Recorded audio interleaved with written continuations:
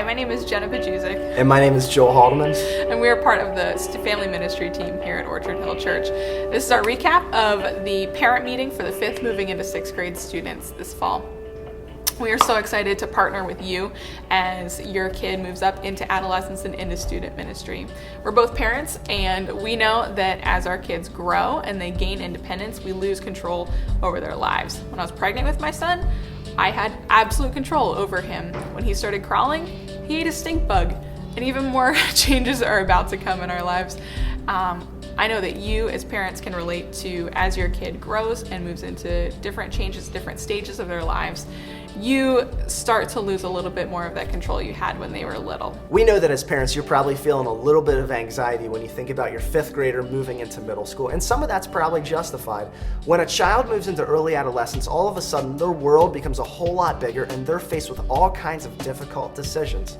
Over the next 3 to 7 years, your child is really going to be shaping and determining who they're going to be as a person for the rest of their life. Now, when you look down the road 7 years from now when they're graduating from high school, our guess is that you probably want your child to be a follower of God. You want them to have the same faith that you have.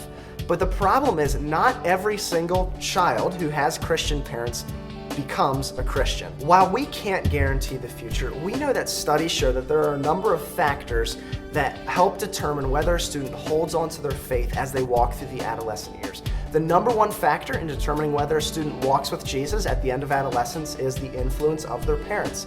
But in addition to that, it's so important, especially during the adolescent years, that a student has a community of people around them, of peers and mentors that support and encourage their faith. Our goal is that this fall, your 6th grader will become connected to our middle school ministry as quickly and easily as possible.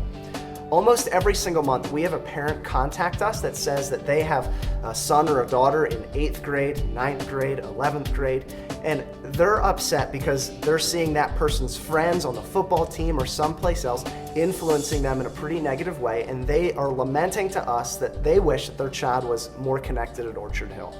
And every time we say to that person, we'll do everything we can to get them connected. But what I want you to know is that this fall is crucial in helping your child get connected. For every single year that follows this one, it will become exponentially more difficult for your child to get connected.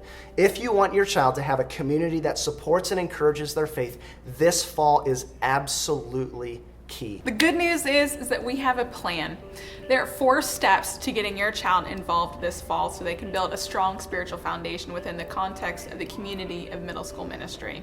The first is our Rite of Passage event in August, and that is simply a time for the leaders of the student ministry and you as parents to come together and commemorate your child's passage from childhood into adolescence.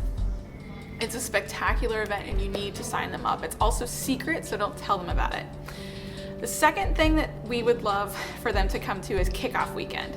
We have an overnight here at the church right before our first Collide of the year, and it's just a sleepover here at the church for them. They can bring their friends. It's super crazy, awesome, fun time.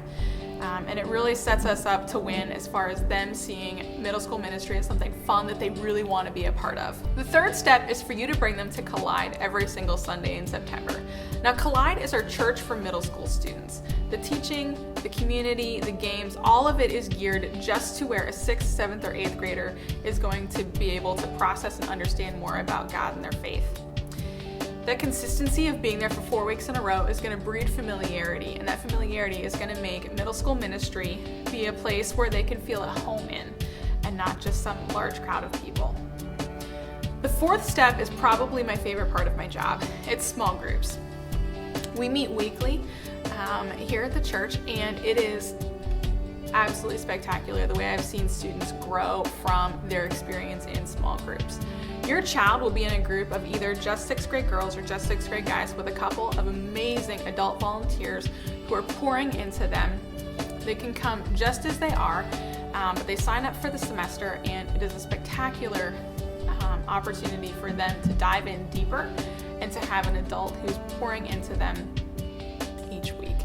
We absolutely encourage you to sign up your kid, drag them there, force them to come. We encourage it, actually. it's so much easier for you to do it now when they're 11, 12 years old than it will be when they're 14, when they're going into high school, when they're graduating high school.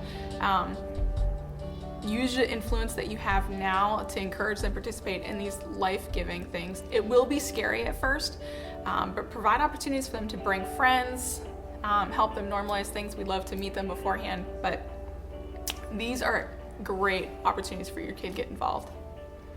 Parents, we know that you might have a little bit of anxiety as you think about your fifth grader becoming a teenager one day, but we want you to know that we have a plan and it works. For years now, we have seen this same plan work as students become connected and get involved, and they love coming to church. They love middle school ministry, and we get to see them even graduate sort of into high school and become leaders in our middle school ministry.